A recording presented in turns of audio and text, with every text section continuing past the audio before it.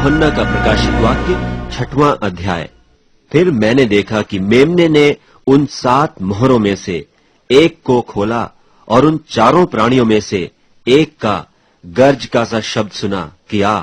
और मैंने दृष्टि की और देखो एक श्वेत घोड़ा है और उसका सवार धनुष लिए हुए है और उसे एक मुकुट दिया गया और वह जय करता हुआ निकला कि और भी जय प्राप्त करे।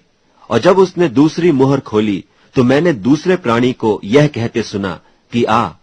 फिर एक और घोड़ा निकला जो लाल रंग का था। उसके सवार को यह अधिकार दिया गया कि पृथ्वी पर से मेल उठा ले ताकि लोग एक दूसरे को वध करें, और उसे एक बड़ी तलवार दी गई। और जब उसने तीसरी मुहर खोली तो मैंने तीसरे प्राणी को यह कहते सुना कि आ। और मैंने दृष्टि की और देखो एक काला घोड़ा है और उसके सवार के हाथ में एक तराजू है।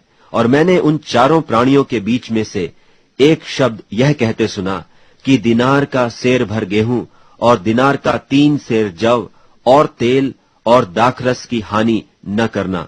और जब उसने चौथी मुहर खोली तो मैंने चौथे प्राणी का शब्द यह कहते सुना कि आ। और मैंने दृष्टि की और देखो एक पीला सा घोड़ा है और उसके सवार का नाम मृत्यु है, और अधोलोक उसके पीछे पीछे है। और उन्हें पृथ्वी की 1/4 पर यह अधिकार दिया गया कि तलवार और अकाल और मरी और पृथ्वी के वन पशुओं के द्वारा लोगों को मार डालें।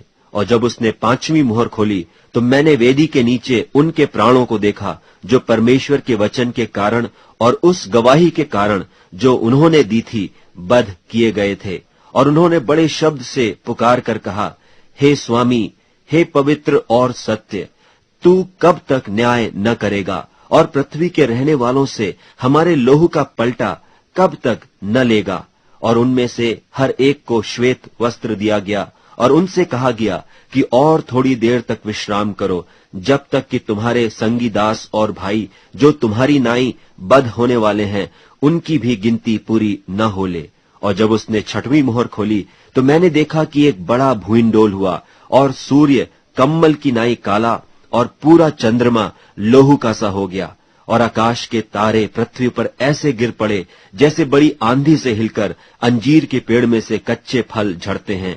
और आकाश ऐसा सरक गया जैसा पत्र लपेटने से सरक जाता है, और हर एक पहाड़ और टापू अपने अपने स्थान से टल गया। और पृथ्वी के राजा और प्रधान और सरदार और धनवान और सामर्थी लोग और हर एक दास और हर एक स्वतंत्र पहाड़ों की खोहों में और चट्टानों में जा छिपे, और पहाड़ों और चट्टानों से कहने लगे कि हम पर गिर पड़ो और हमें उसके मुंह से जो सिंहासन पर बैठा है और मेमने के प्रकोप से छिपा लो, क्योंकि उनके प्रकोप का भयानक दिन आ पहुंचा है। अब कौन ठहर सकता है?